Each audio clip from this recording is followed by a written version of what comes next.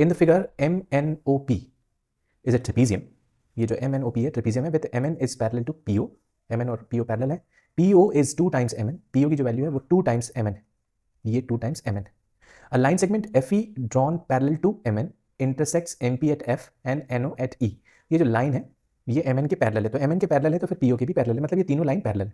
Okay, बस इतना ही लिखा हुआ है। और फिर लिखा है कि NE अपॉन EO का जो रेशियो है वो 3:4 है। NE अपॉन EO का रेशियो 3:4 है, तो हम लिख लेते हैं इसको 3x और इसको लिख लेते हैं 4x। ओके, डायगोनल PN और FE इंटरसेक्ट x पर कर रहे हैं, प्रूव करना है आपको 7FE is equal to 10 MN।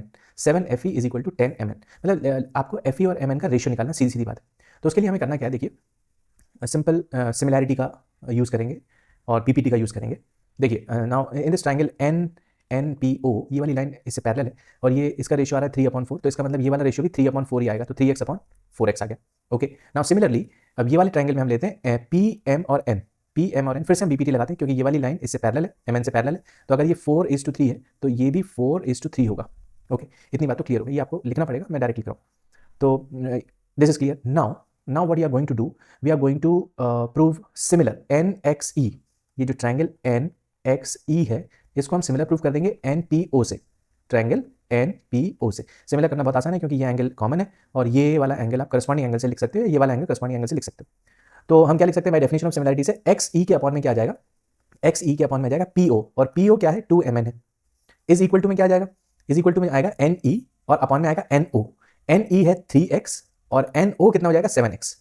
Okay, I hope this is clear. तो ये इक्वेशन नंबर 1 हो गई। इसी तरीके से हम सिमिलर करेंगे अब PMN और PFX को।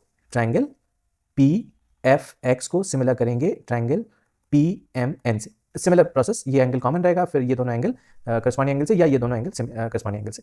फिर से बाय डेफिनेशन ऑफ सिमिलरिटी से हमारे पास रिजल्ट आएगा FX के अपॉन में आएगा MN बराबर में आएगा 4x/7x।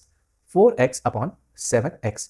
ओके, इक्वेशन 1 और इक्वेशन 2 को जब हम ऐड कर देंगे तो रिजल्ट आएगा XE/2MN।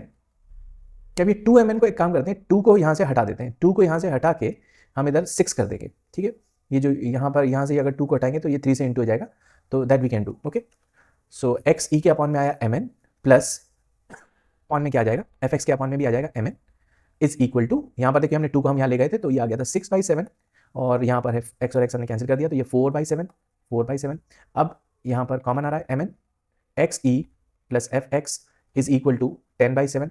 XE और FX को हम ऐड करेंगे तो देखो क्या बन जाएगा, FE बन जाएगा। तो FE upon MN is equal to 10/7, cross multiply जब करेंगे तो 7FE is equal to 10MN। So this is proved.